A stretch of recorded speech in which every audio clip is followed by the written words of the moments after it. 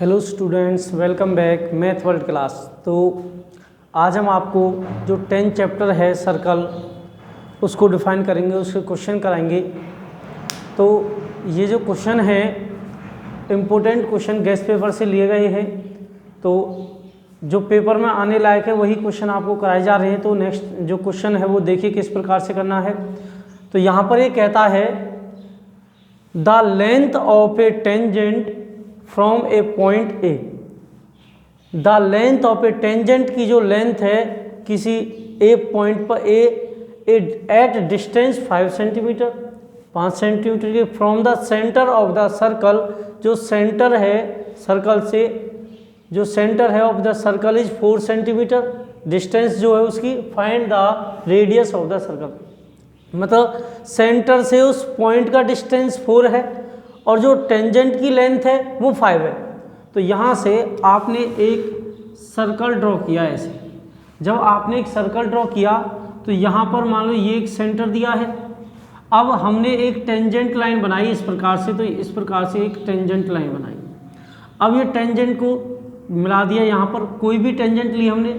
आपको पता है ये 90 डिग्री का एंगल बनता है टेंजेंट पर। तो यहाँ पर इसको O मान लिया जाए, इसको ए कोई डिस्टेंस है ए पर मान लें, यहाँ से ए मान लें, इसको बी मान लें, बेशक से कुछ ही मान सकते हैं उसके अकॉर्डिंग। अब यहाँ पर इसकी जो लेंथ है ओ से ए तक a distance of 5 centimetre from the centre of circle is 4। देखो length of a tangent, tangent की जो लेंथ है from a point at a distance of 5 centimetre from the centre. तो यहाँ पर हम क्या, देखो अब ये 5 सेंटीमीटर है और 5 सेंटीमीटर हमेशा बड़ी साइड होती है, तो ये 5 सेंटीमीटर होगी। अब सर्कल से जो सेंटर है वहाँ पर ये है बेटा 4 सेंटीमीटर। अब ये कहता है find the radius of the circle, तो रेडियस निकालना है हमें। रेडियस क्या कहता है, रेडियस हम इसे ओ बी से डिनोट किया, तो ओ बी इक्वल है रेडियस के। हाइपोटेनस कितना दिया है, हाइपोटेनस दिया है 5 सेंटीमीटर और जो टेंजेंट की लेंथ है टेंजेंट वह 4 सेंटीमीटर। अब यहां पर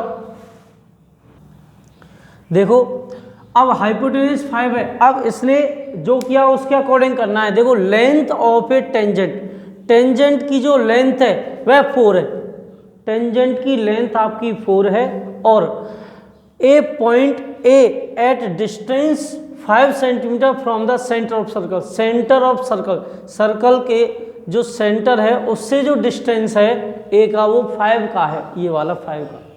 तो इसलिए यहाँ पर इसने कहा जो सेंटर ऑफ सर्कल है वो 5 है डिस्टेंस और लेंथ ऑफ टेंजेंट है वो 4 दिया हुआ है। इस प्रकार से हमने इसको रख लिया। जब इसका सॉल्यूशन करना है तो आप हमेशा याद रखना पीजीटी का आपको यूज करना है। तो पाइथागोरस थ्योरम, पीजीटी, जब आपने पीजीटी का यूज किया तो हाइपोटेनस का square equals to base square और प्लस के परपेंडिकुलर स्क्वायर होता है। अब हाइपोटेनस कितना है, हाइपोटेनस आपका दिया है 5, तो 5 का आपने स्क्वायर किया। बेस, अब बेस आप ऐसे मान सकते हो या ऐसे मान सकते हो, वो आपके ऊपर डिपेंड करता है, क्योंकि 90 डिग्री यदि दिया है तो बेटा ये इस पर ये इसका परपेंडिकुलर है, इस पर ये परपेंडिकुलर हो जाएगा।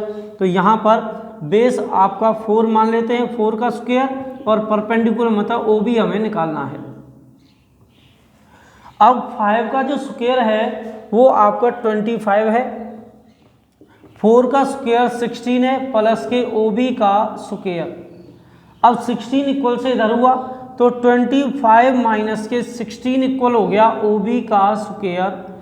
25 में से 16 माइनस करोगे आप तो वहाँ पर आएगा आपका 9, तो 9 इक्वल आ गया ओ बी का स्क्वायर। अब ओ बी का स्क्वायर, स्क्वायर इक्वल से इधर गया तो ये आ जाएगा ओ बी के इक्वल अंडर रूट का 9 और 9 ओपन होता है आपका 3 से। जब आपका 9 3 से ओपन होता है तो इसका मीन्स ये है कि यहाँ पर आपकी जो रेडियस है वो कितनी है, तो रेडियस आपकी 3 सेंटीमीटर है। इस प्रकार से ये क्वेश्चन करना है। नेक्स्ट वाला क्वेश्चन देखिए किस प्रकार से आपको सॉल्यूशन करना है। नेक्स्ट वाला जो क्वेश्चन दिया है आपका वो ये कहता है prove that the length of two tangent.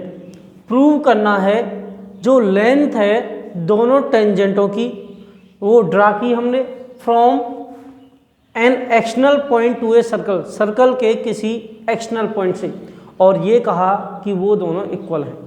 ये प्रूव करना है किस प्रकार से इक्वल हैं। तो आपने यहाँ पर एक सर्कल ड्रॉ किया इस प्रकार से। जब आपने एक सर्कल ड्रॉ किया तो यहाँ पर टेंजेंट ड्रॉ किया आपने ऐसे। अब ये एक सेंटर दिया है तो यहाँ से मिलेंगे जरूर इस प्रकार से। ये O A B और ये बना देते P, और हम ये कंस्ट्रक्ट कर देते हैं कि हमने O से P को मिलाया। यहाँ पर कंस्ट्रक्ट में करते हैं कि OP O से P को मिलाया,